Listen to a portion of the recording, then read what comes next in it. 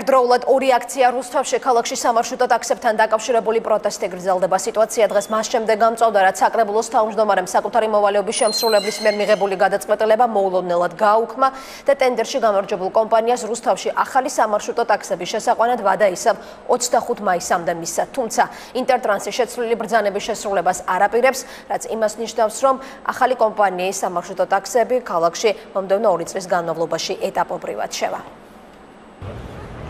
Სოცხები და ტრანსპარანტებით ქართული ოცნების ადგილობრივი ორგანიზაციის წარმომადგენლები მერიის შენობასთან საკრებულოს გადაწყვეტილების გასაპროტესტებლად მივიდნენ. ისინი რუსთავის საკრებულოს უმრავლესობას, რომელიც ნაციონალური მოძრაობით არის წარმოდგენილი, თვითმმართველობის არჩევნებამდე რუსთავში სიტუაციის არევასა და მიკროავტობუსის მძღოლებით მანიპულირებაში ადანაშაულებენ.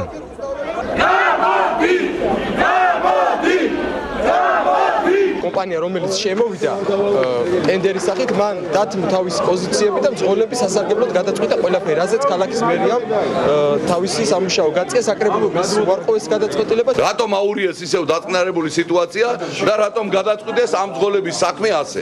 აი ეს ამას ვითხოვთ ჩვენ. რატომ? ვინ აურია და ვინ გადაწყვიტა? ნაციონალურმა მოძრაობამ. კიდევ ერთი საპროტესტო აქცია ასევე მერიის წინ მიკროავტობუსის იმ მძღოლებმა გამართეს, რომლებიც კომპანია ინტერტრანსისთვის უფლებამოსილების შეჩერებას მოითხოვენ. მძღოლების მოთხოვნებს იზიარებენ ნაციონალური მოძრაობის წევრებიც. ინტერტრანს ჰქონდა 24-მდე ვადა.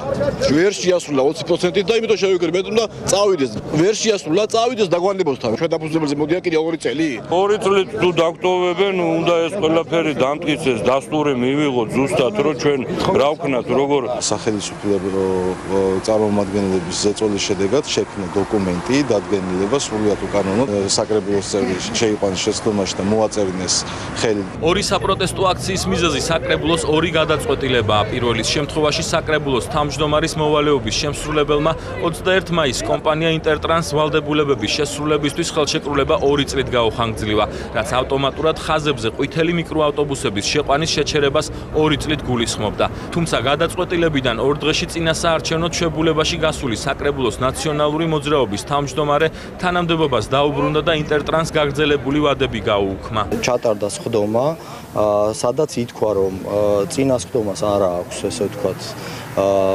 ლეგიტიმაცია, ვინაიდან ფორუმი არ შეიკრიბა. ესწრებოდნენ ნაციონალური მოძრაობის წევრები, გადაწყვიტეთ, რომ 2 წლით გადაწეულიყო, მეორე დღეს შეიკრიბნენ ნაციონალური მოძრაობის წევრები და ეს გადაწყვეტილება გააუქმეს. ზეწოლა მათ მოახდინეს თავიანთ წევრებს. მოგვიანებით რუსთავის მერიაში ინტერტრანსის დირექტორი მივიდა, რომელმაც საკრებულოს დადგენილების მიუხედავად ყვითელი მიკროავტობუსების ხაზებზე შეყვანის 2 წლით შეჩერების გადაწყვეტილება გამოაცხადა. ინტერტრანსი მზად არის ვალდებულებების შეუსრულებლობისთვის მერიის მიერ დაკისრებული ჯარიმაც გადაიხადოს. ამ ჩვენი გადაწყვეტილებით კომპანია დაჯარიმდება, რომელიც ჯარიმასაც გადაიხდის იმის გამო, რომ ის მანქანები, რომლებიც არიან საუკეთესო კრედიტებით აქვს ნაყიდი, იმუშაონ ბაზარზე. იმდენ ხანს, რამდენ ხანაც მათ უნდა. ინტერტრანს ვალდებულებების შესრულების ვადა 25 მაისს ეწურება. სწორედ 25 მაისის შემდეგ გახდება ცნობილი რა სახის ჯარიმას დააკისრებს რუსთავის მერია კომპანია ინტერტრანს, რომელმაც დღეს ყვითელი მიკროავტობუსების სრულად შეყვანაზე უარი განაცხადა.